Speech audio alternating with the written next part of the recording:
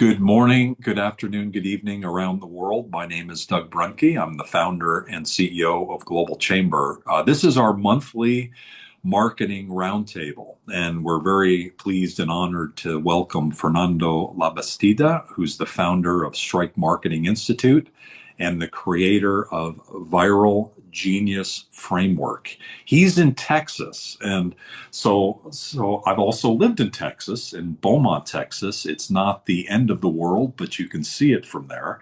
It is. He's in a much better place. Are you in San Antonio, or where I'm are you? I'm in Austin, an hour north of San Antonio. So when I lived in Boston, Beaumont, we would go to Austin to be able to get some sensibility of arts and culture, and at least what we understood as being Eastern folks. And so it's obviously developed significantly since then. So congratulations on being in a great location, very fast growing. Lots going on there, and you've been very successful with your marketing business. And today, you are going to share with us ideas to create a fresh start in your marketing for 2026 so that we can leverage that marketing to grow. So, thank you very much, Fernando, for your leadership, for your participation and membership in Global Chamber. What would you like to cover today, and how should we interact with you in the best way? Well, I put together a few slides, if you don't mind me sharing. But I would just love to make this as interactive as possible. And I'm happy that Dustin Luther is here, a fellow marketer. Um, so he can, you know, maybe add to or provide a different perspective. You're an expert in AI in marketing, AI for marketing, so Doug says, and so I think you could probably add some color commentary to that part of my talk. Fantastic. Yeah, we've got some really amazing people in the audience, and so I think it should be a great conversation. So I think that framework of presenting and then having an interactive session could be valuable for everybody. Perfect, perfect. And I won't take too long with the slides, hopefully. Let me go ahead and share my screen. So, as you know, I don't think anybody needs any reminding unless you're living in a cave in North Dakota somewhere. And sorry for anybody who's here from North Dakota. I was just speaking to somebody who was from North Dakota. AI is inescapable. Okay, that's the reality in which we live, in which we have to think about our marketing. It's the same way with the way we were around 1999, 2000 with the internet, right? And the way we were around 2008, 2009, 2010 with social media, and 2013, 2014 with mobile, right? This is just now a part of our lives, right? And so it's within this context that I introduced this. And we have now AI agents exploding everywhere. These are, the big promise of AI agents is autonomous behavior, labor replacement. And I have some different views about whether it's going to take away our jobs and everybody's going to have to be on universal basic income, or whether I have some different ideas about that. But AI agents are here to stay. AI content is everywhere. AI search and AI slop as a result of all the AI content. I mean, I see it in my timeline on LinkedIn every day. Um, Sentence structures and turns of phrase that everyone is now using that is obviously coming from AI, right? So that's the context in which we live. And I think it's a very interesting and exciting context. It can be a little scary because there's so much to learn and there's new developments coming every day, new startups coming every day. And so it's like our head can swim. And it's sort of like the dot-com boom of 1999, 2000, which the bubble burst with the NASDAQ crash in March of 2000. I was actually part of that dot com boom and then the dot bomb bust. I was working for I was already living in Austin at the time, and I got together with some folks who were starting up a new software startup in New York City. So got my family and moved all the way back to New York, where I'd grown up as a kid. And then we had swanky offices on 40th Street and Fifth Avenue overlooking the New York Public Library with the lions and the steps. That was just an example of some of the excesses that the dot-com boom produced. And we had the foosball tournaments and everything in our little office overlooking this really nice real estate. And then boom, it all bust. But the thing that's going on over now is the same thing that was going over there. All these startups popping up, and nobody knows which way is which, where to turn, what to use. Oh, do I use this new thing, etc. Same thing going on over here, right? So the the thing that I wanted to express today is that with all of this going on, we have to be, I think we have to have a mindset of thoughtful skepticism, but also leaning into how we can leverage AI in our business, right? And the main thing that I want to express today is how are you going to differentiate yourselves? How are you going to stand out and not get subsumed by the AI slop and not contribute to the AI slop, yet use AI to amplify yourself? And I think that, and you're going to hear about this guy, Amos Bar Joseph, a little later on in my presentation, who, Can I ask a question? yes, What do you mean exactly by AI slop? AI slop is the explosion of content from people who never used to write content before. They were never content creators, whether they were writing blog posts or social media posts or creating videos for YouTube, etc.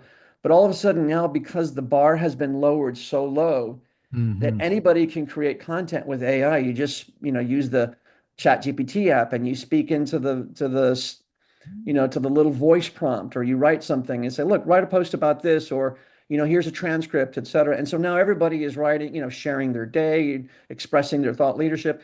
And the explosion of AI is creating a bunch of content that is just generic and mediocre because people are just copying and pasting content from, Gemini, from Claude, from Chat GPT, and they're not really even editing for voice or tone, or they're not creating custom GPTs or Chat GPT projects or Claude projects or Gemini gems. They're not really creating your hub within AI that knows your business, knows your voice, and knows your tone. And they're just kind of like, okay, do I use this word? They're just kind of throwing up on the page, if you will, and just and we've been complaining about this even before AI. In 2014, a guy called Mark Schaefer, a famous marketer, wrote a book called not a book, wrote a blog post called the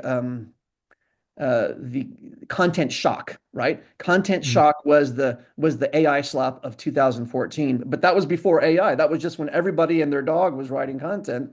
And he Mm. says there's so much content being created now because it's so easy to just spin up a blog, right? And publish without barriers, without gatekeepers. That there's way more content now than our capacity as humans to consume it. Now it's even bigger, right? Now there's Mm. even more content that's exceeded our capacity to consume content, number one. And number two, it's just more and more content that just really doesn't say anything, that's not interesting to read or watch, and that is just there because it's easy to create it, and we're creating it. So Gotcha. Thank you. what I wanted to emphasize is there's one differentiator, and that's you as a human, right?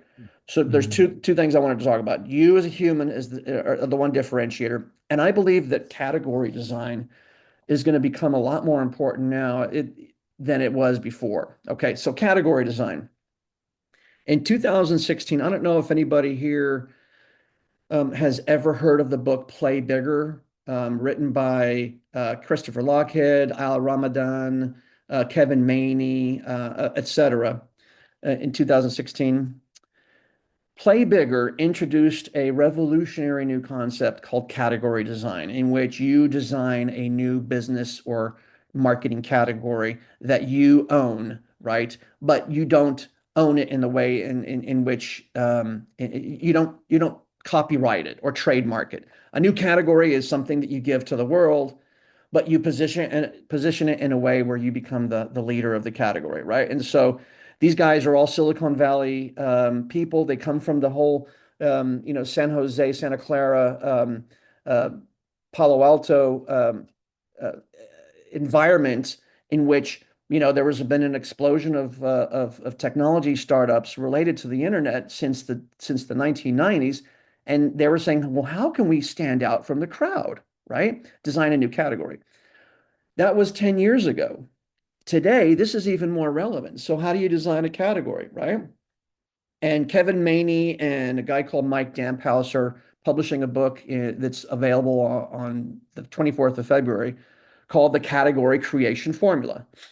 But the formula is very easy to understand. It's not exactly easy to do it.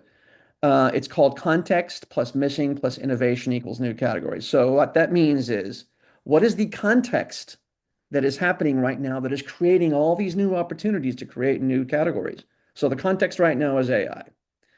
5, 6 years ago, the context was COVID, right?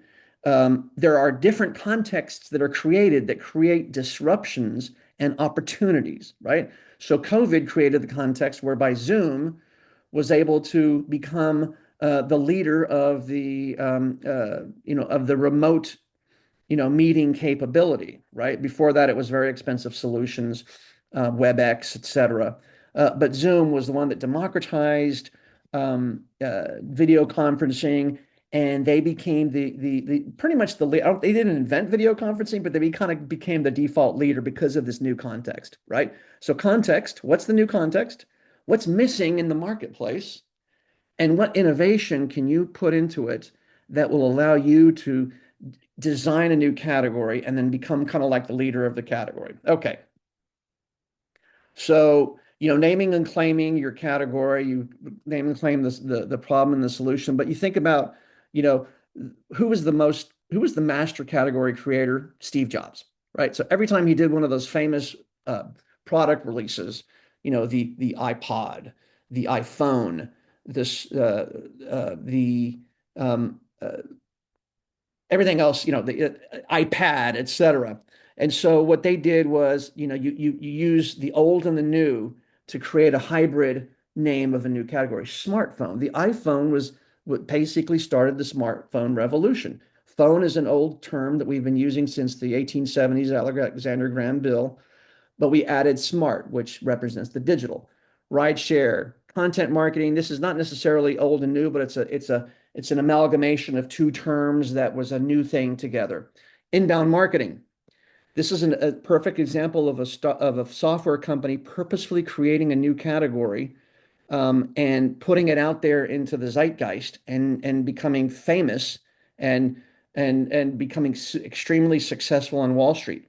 HubSpot. HubSpot is the company that invented inbound marketing. AI SDR now, SDRs, sales development reps. These are the people I started off my life as an SDR. I started off life making cold calls to IT directors, CTO, CIOs at companies, but now we have AI SDRs, and I'll show you an example of that in a minute. And then I helped a client invent a new category and write a book about it, AI inventory management. Okay.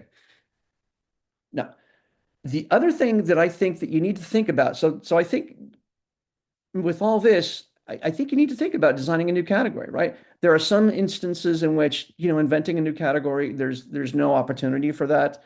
You can still use category design principles to sort of create a category of one in which people associate you with a particular method, framework, way of doing things, but it's not going to become a major recognized, category by Gartner, Forrester, et cetera. But, it is what it is. The next point is, I would say that in this age of AI, one of the things that you can do is do things that are not scalable, like writing a book. Now you can write a book with AI, and I've done that before, But a book is a big, complicated thing that I think is it's worth doing. And Paul Graham, who is the founder of Y Combinator, one of the most successful, technology accelerators out there, he said he coined a term called do things that don't scale. I think is do unscalable things or do things that don't scale, right? And that is do the difficult things, because if you do the difficult things, you at least put in the effort and the time to do it. Nobody else is going to do it. The majority of the people are going to go the easy route. And writing a book is one of those difficult things that when you do it, you write the book and you publish it, you become the leader of your industry, or you can become a leader of your industry or a sub niche within your industry, right? So this is something that I've done and I recommend my clients to do. This is actually a book that one of my clients wrote. I helped him write this. The company's called Near You, NIR-YU, the offshore team death trap, right? And actually, yesterday I just spoke at a summit that he organized to sort of launch the book and to get the new category that he created called remote intelligence. That was the new category that he invented to get that out there into the public view, right? Lean into events. Okay. With AI making everybody be suspicious as to whether something was written by a human or not, the big way to be human is events. Okay. And this is something that I did 2 months ago. I organized a virtual summit. It was 2 days, 14 sessions, 14 speakers. Doug, I believe that maybe you were at some of the sessions and some of the people from the Global Chamber. In fact, here's the Global Chamber's logo right here. Um, you know, Virtual summits have kind of they've been around a while. They've had an up and down trajectories. Sometimes they're popular and sometimes they're not. But I believe these are coming back, right? But it's not just virtual summits. Um, there are tons of opportunities, and I think that in-person events are becoming more and more relevant these days because people want to get out from behind their laptops. They want to go and they want to meet people. They want to actually look into the eyes of the person they've been following and commenting on LinkedIn, right? So in-person events, organizing your own in-person events, going to events. There's a really cool way that a friend of mine, this guy right here, Pablo Gonzalez is his name. He does these things where you get a booth at a trade show, suppose, right? So it's like suppose you go to one of these big industry conferences. You go to a trade show, but instead of it just being one of those normal, everyday, boring booths where you give away tchotchkes, stress balls, and pens and chocolates and hoping that people will talk to you and give you their business card, you set up a podcast booth, right? And the podcast booth, he's sort of kind of pioneered this method, Pablo did. You set up the podcast booth at your trade show booth and you interview prospects, you interview people in your industry about the problems they're experiencing. You give them the content. The content from the live event is, you can publish it on YouTube, on LinkedIn, et cetera. And it becomes some of your most valuable content that you create, but it's a great way of establishing relationships, right? And that's the thing. That's the unscalable thing that you got to do in this age of AI is meeting in person, doing multi-city dinners. I have a friend who he reaches out to people on LinkedIn and he said, "Hey, I'm going to be in your area in St. Louis, for example, this date, and I'm having a dinner. Would you like to come?" So he does that. He gets together with a sponsor of maybe a technology company. They do, dinners in maybe 3 or 4 different cities, and they invite people. It's not a pitch fest at all. It's just an opportunity for people to get together, exchange ideas, get to know you and really establish that trust, get to know who the real you is and without having the pressure of I'm going to pitch you and give me your answer now, right? Virtual events like what I talked about, webinars, challenges are a kind of a cool thing too, where everybody's heard of a health challenge, join my little cohort and everybody's goal is to lose 10 pounds within the next 12 weeks. You can even do that with your product or your service or what have you. This is a challenge. sign up for free or do this for $100. Let's see if you can achieve something monumental by yourself. And then if you like this, then you can hire my company and do this at a big scale, right?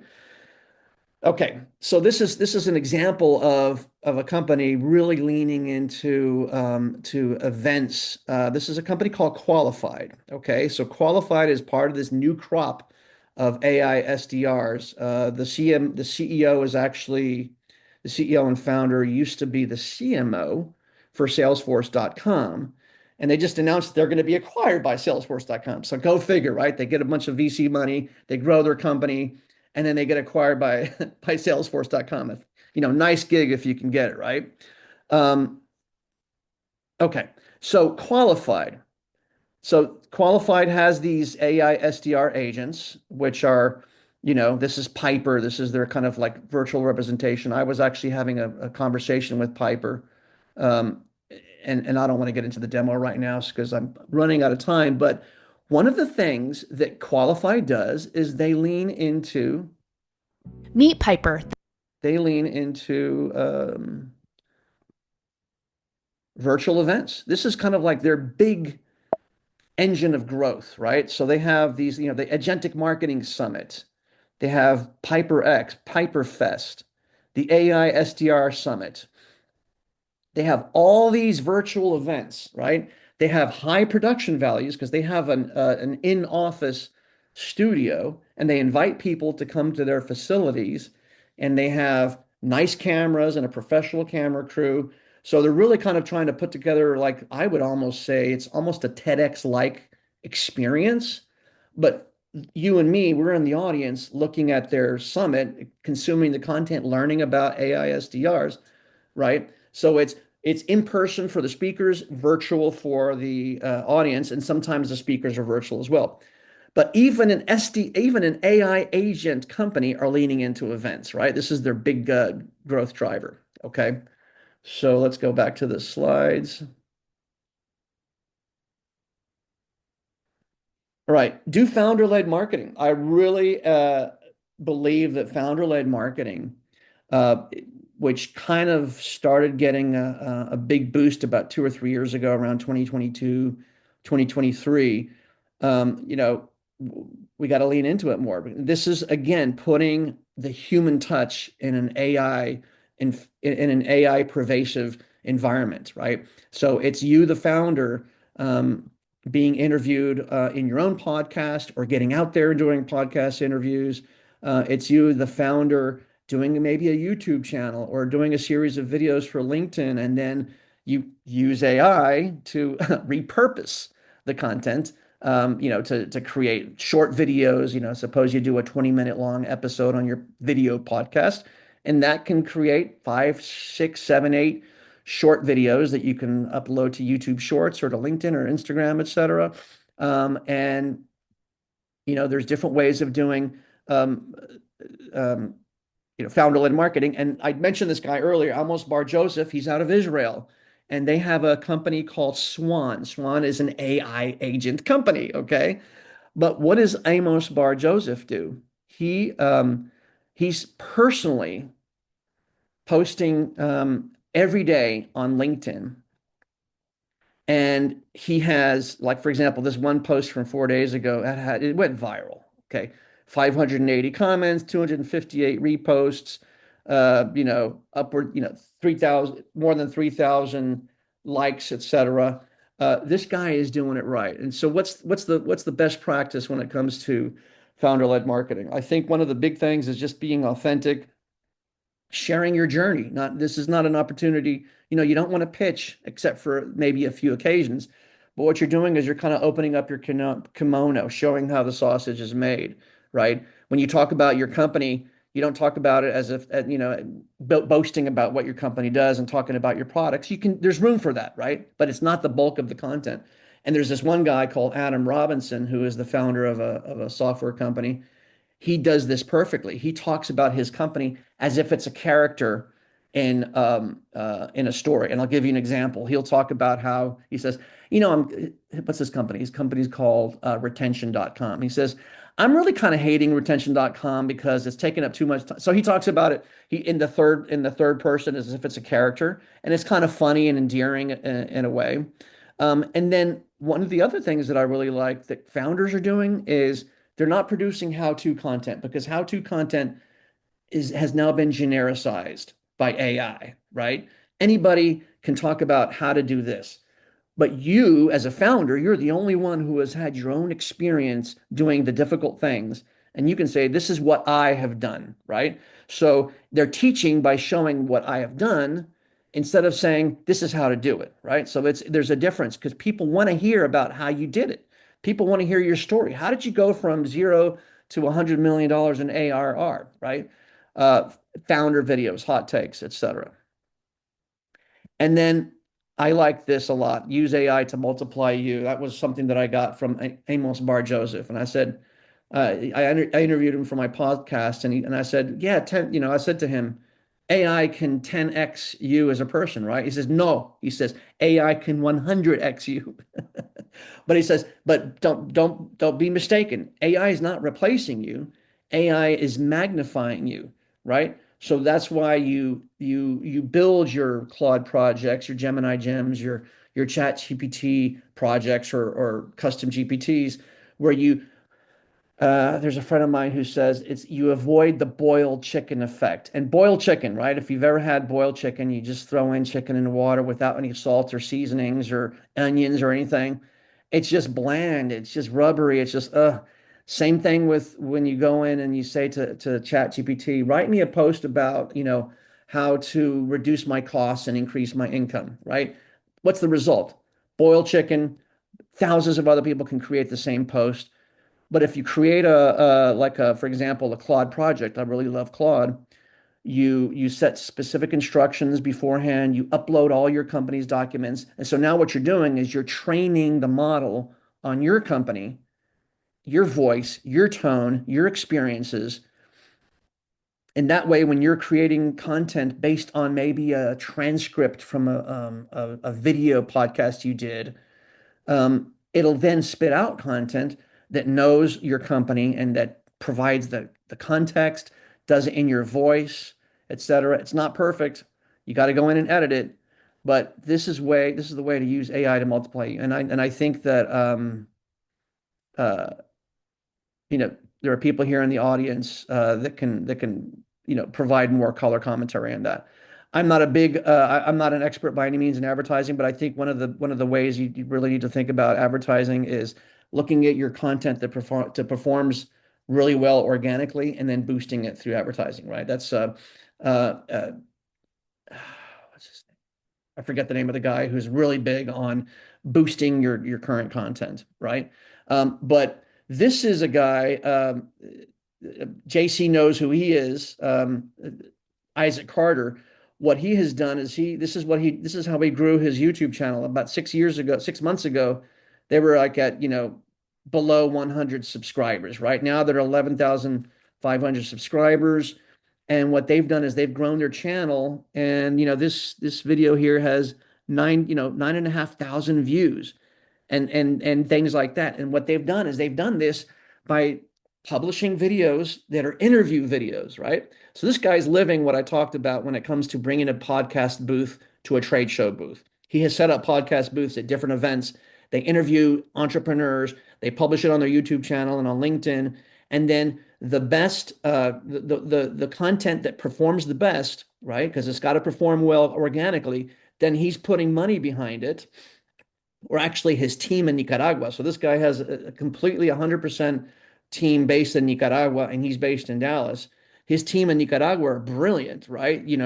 Very smart kids who graduated from a top university. He says, learn how to do this. And they go out and they figure it out and they do it and they learn it.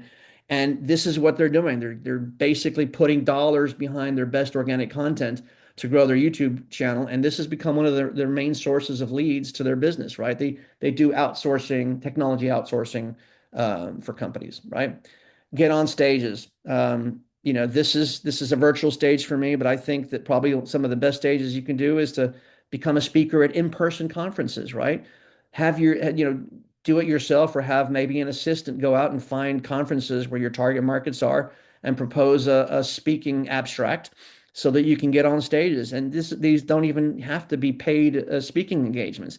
These can be just speaking engagements where you get on a stage and you teach something, right? That whole what I have done thing that I talked about earlier, as opposed to this is how to.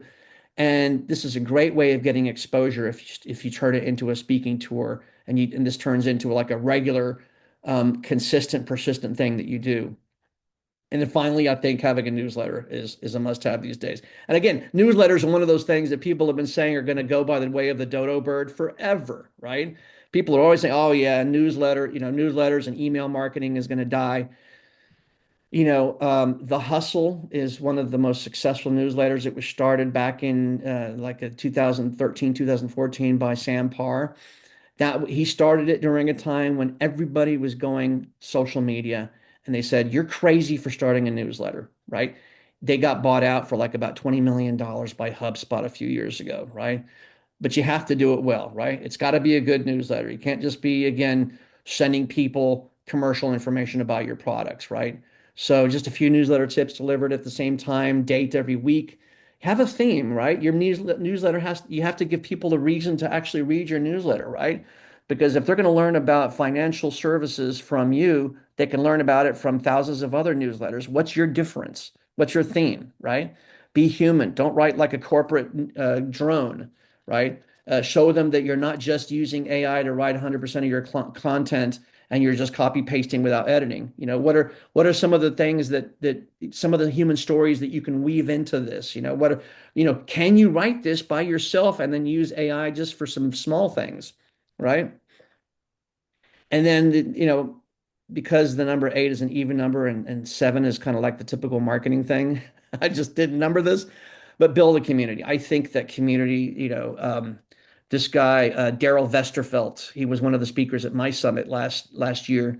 He's the VP of growth for a company called Mighty Networks. Mighty Networks is very similar to Circle.so. These are private community building platforms where you can build your own community as opposed to going to Facebook or LinkedIn to build a community. But Daryl Westervelt, he told me, he says, Fernando, I didn't think communities were a thing until I joined, Mighty Networks as a VP of growth. And he said because he was a veteran of doing online courses, and for a while there, about 10, 15 years ago, building and selling your own online course was the way for non-technical people to make a lot of money online. He says I was a big believer in online courses being the only way to really make money, as opposed to, in addition to e-commerce or selling software. But now I'm convinced that the best way to really make it in the internet these days is to build a community. And so many people now are talking about how community is a place where people can feel belonging. They can have that human touch. We're all working, I think it's about 30 to 25 to 30% of people are working remotely now. We need a way to communicate with people, right? We're not going into offices. We're not even going into co-working spaces. Some of us are, but the majority of us aren't, right? So if you can be the person that can provide a community space, even if you sell a widget, even if you sell socks, right? Your community doesn't have to be about socks necessarily. It could be about lifestyle. It could be about going outdoors. It could be about anything. Building a community is the way to kind of add that human dimension in an era in which AI is pervasive and you don't know who's human and who's not. And that's it for me. And I think I went a little bit long, and I didn't want to disrupt. I didn't want to you know take away the opportunity to have a discussion. So, Fernando, I have a quick question. You yes, say speaker abstract. What do you mean by speakers abstract? actually, I meant to say a speaker, a proposal. So, Hmm. a speaker proposal or a proposal about your talk, right? So, Okay. yeah, some of the when Yeah. I'm speaking, sometimes I forgot some of the terms, and then as soon as this finishes, as soon as we all say goodbye, I'll say, "Oh yeah, that was the name of it. I'm sorry, I forgot." But yeah, Okay. um, Go on. and so it's basically it's like a one pager where you have the title of your talk and maybe a one or two paragraphs that describe Mhm. what people are going to get out of your talk and what you're going to talk about, and then Mhm. maybe three or four bullet points that talk about the takeaways from your talk. And then there's maybe a picture of you and then your website, et cetera. So yeah, that could be a speaker abstract. Dustin or Doug, I don't know if you know what the correct name is for that. We used to do speaker bios. Like at Dun& Bradstreet, I created one for every executive who would go out on the speaking circuit. So it's super common to have like a one pager that just says, here's, like you said, what your topics are that you want to speak on these days, or where you've spoken before, what events, that kind of thing. Yeah, It's Okay. perfect. just a resume for a speaker, really, more than anything else. Mhm. Yeah, sure. Thank Right? you. Am I capturing it right there? I don't mean to like say what it is, but that's how we did it. Yeah, no, and on top of that, for the specific talk, so you might have a keynote address, you might have a specific talk that you want to give at different conferences. And so you might have a topic proposal, a one pager in which you talk about the specific. It's basically your sales sheet for Mhm. your topic, right? Mhm. And that way you don't have to keep on going and inventing and creating a new talk from scratch for each conference you go to. You're giving your same keynote each and every time. And this page is what talks about it. So I can find an example of the one that I created last year and send it to Doug so he can send to you, or if you give me your information, I could send you an example. Thank you. I love to see it. Just to Yeah. see. Yeah. Awesome. We do have about 15 minutes where we can ask some questions. And Dustin, as long as you're kind of on the stage there, any reaction to what Fernando mentioned, the 7+1 topics that he discussed? Anything resonate with you? Probably a lot of it did. Yeah, no, I mean, it's all really good stuff. I probably would have framed just the AI stuff just I mean a little differently, but other than that, Yeah, it's go ahead and frame it. Give me your framing. I'd love to, because there's so much, you know, uh, useful or valuable debate that we can have about this. yeah, it's not, but I mean like it's not even I would have come to the same conclusions. It's just how I my mental picture of it, right? Mhm. Yeah. And more than anything else, I've done a decent amount of enterprise marketing where we're doing ABM strategies, these account-based marketing, which has become popular again in the last decade or so, right? And I Mhm. think the part that resonates the most with me is I've just come to learn that like when you're trying to close big accounts, it doesn't happen from the digital marketing these days and didn't 10 years ago. The successful campaigns that we're getting in big clients that were closing $500,000 deals, $1.3 million contracts, right? They Mhm. always came from a referral from somebody who, one way Interesting. or another, like somebody, an existing person who knew your product, met somebody at a conference and told them, and then that CEO told his staff, like, go research this tool. We should be using it as well, or something. Like, but that there's a referral world where big deals get sourced, Mhm. right? And so much of marketing these days focuses either on like inbound or outbound, where like you're trying to reach the person, you're trying to get them to reach out directly to you.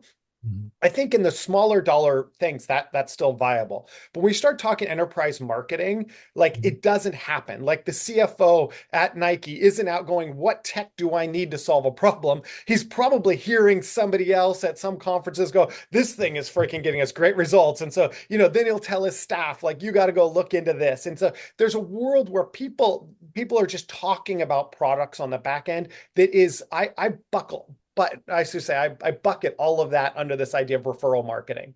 And it's my own kind of way I think of things and I do stuff.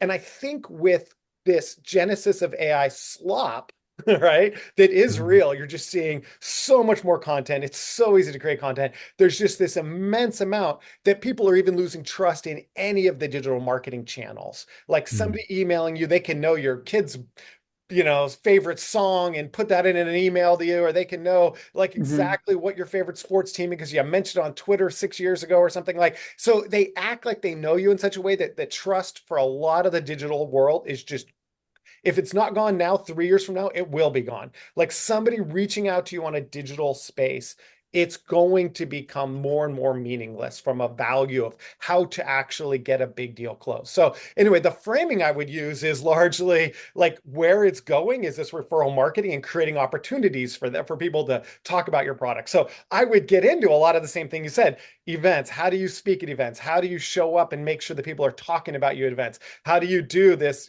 brand-based marketing or the category marketing or whatever you're going to call it? Like, how do you kind of Mhm. like define yourself? but it's going to inevitably involve needing to shake hands with people. How do you create more opportunities today to meet people in real life? You can kind of through these events, you can see who's real and not, and who you can trust in, let's say, a digital world.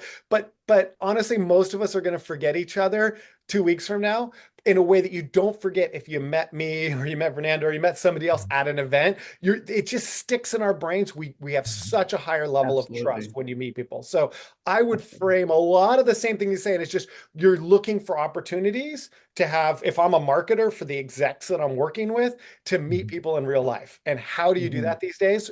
And again, this is only on high level deals. If you're trying to close bigger deals, this isn't if you're trying to sell lipstick or something, right? But if you're really Yeah. trying to close big level deals, meeting people in person is where it's at today. And 3 to 5 years now, it'll be the only way that big deals get closed because the digital trust is going to be gone.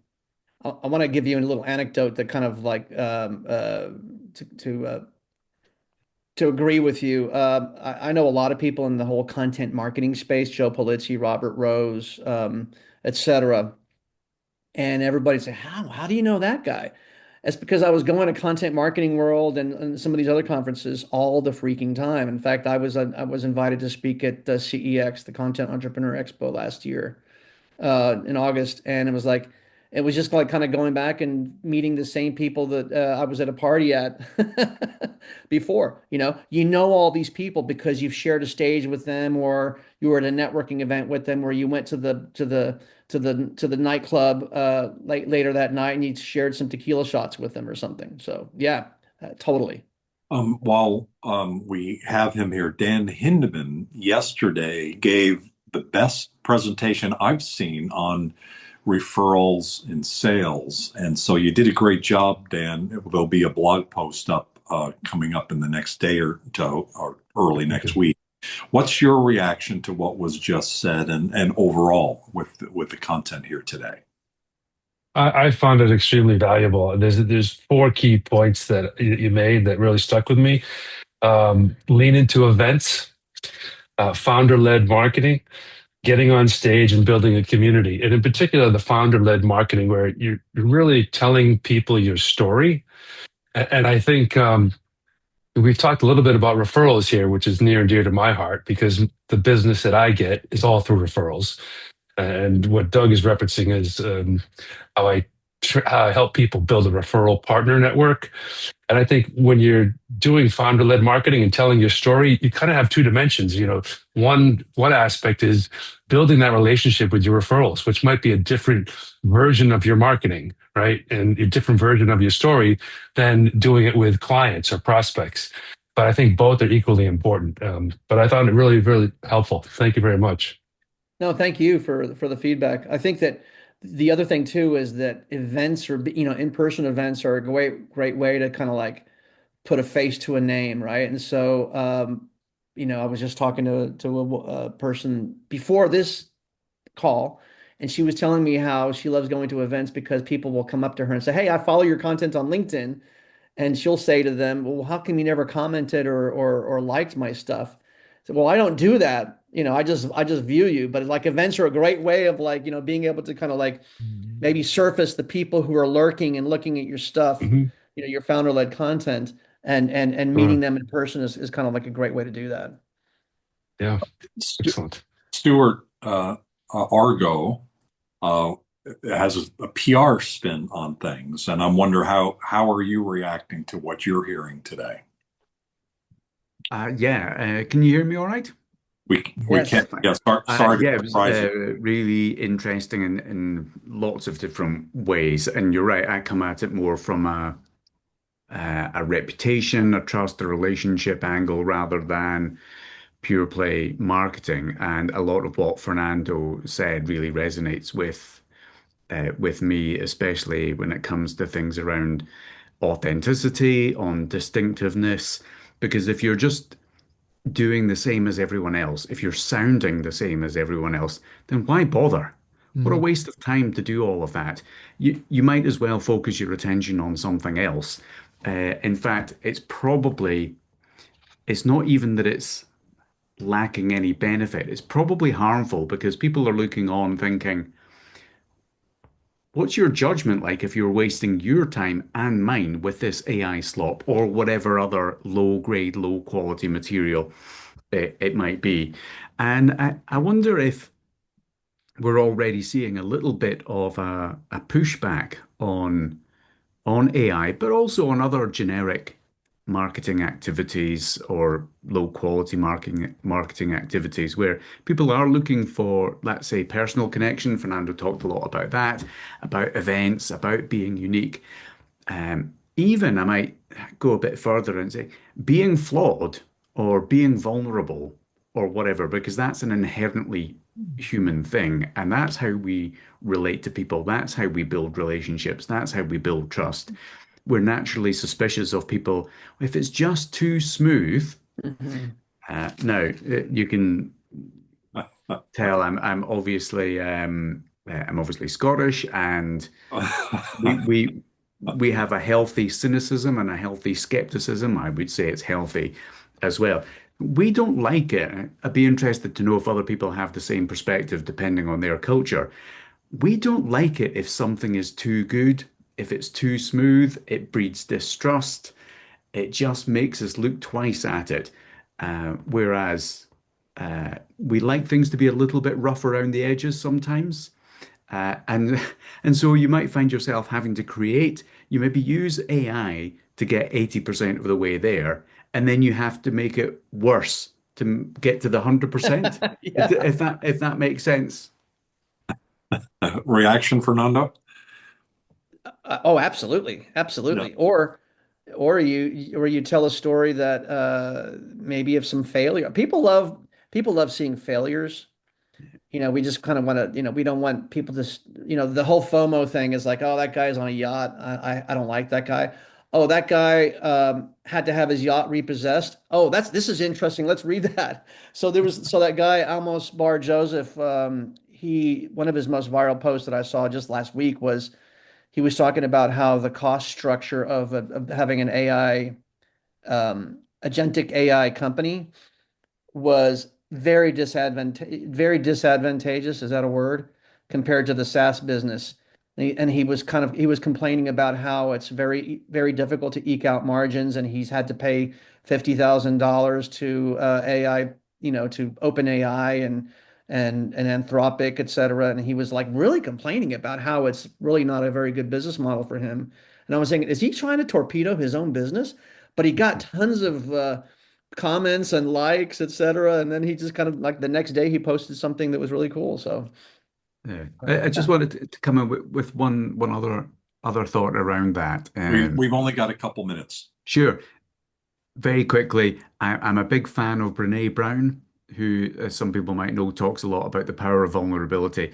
Okay, and that's in relationship sense, but actually, I think that power of vulnerability in telling business stories and telling personal marketing stories is hugely important. oh, I agree. Absolutely. So, Fernando, would you like to wrap us up so we've got a little bit of a space before our next meetings? Yeah, I was speaking to this woman, like I said earlier before this uh, webinar, and she was saying to me, and this kind of really stuck with me. She was saying, share your story, even if you're going through something really tough. And she was going through some very tough situations with her father being in hospice. And then he finally died, and it was just very difficult for her. And 2025 was like the worst year for her. And somebody told her to share that, and she was like, "Ah, I don't know if I should." And, so she finally did. She said it was very cathartic for her. And people just kind of came out of the woodwork and said, "Hey, if you need any help, let me know," etc. So, to Stuart's point, and I think that everybody here should really think about what can I share that's not exactly totally flattering about myself, but that at least is vulnerable and authentic. Share that, and not with a cynical ploy, and there's a fine line, but not with a cynical ploy to share something authentic just to get more likes, etc. But what I'm saying is, I think it's time to put vulnerability and humanity back in marketing, and really kind of have it be a relationship thing more than anything, right? So I'm just creating relationships here on LinkedIn, and or wherever I am, and my content is my way of doing that. So think about that, and thank you so much for the opportunity. Fantastic conversation. We've had like the last three Globinars. We did one on leadership with Rutherford Pascal. We did one with Dan Hinman on sales, and now yours, Fernando, on marketing. Three in a row, spectacular conversations, all centered to some extent around AI and how dynamic the world is right now, where we need to jump in. So thank you all for being as innovative and creative and thoughtful and interesting, and ultimately action oriented, because we need to be action oriented. We can't be sitting on the sidelines at this moment in time.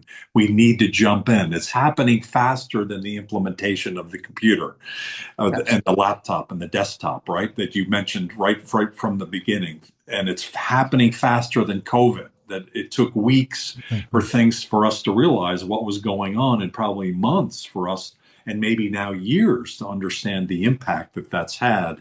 This is happening much faster. So thanks for emphasizing that. Thanks for being such a great marketing resource. Thanks everybody for taking the time today. Have a great rest of your Friday and a great weekend. Take care, everybody. Thank you. Okay. Thank you. Thank And you. it's Thank great you. talking to everybody. Have a nice evening. Thanks, Demetrius. Sorry we didn't hear from you. And Happy Friday. hey, you're there. How are you?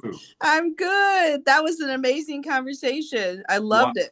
Wow. Wow. Yeah. I don't know. This week, to me, like the world shifted. Did you see that article that the something big is happening? That article? Yes. Yes, it is very true. It's an awesome time to be alive and a part of the global tribe. I'm telling you. Yeah, for sure. So, hey, thank you for your time, and we'll talk to you soon. Have a good weekend. Bye, you too. Thanks, Mila. Mila, are you there?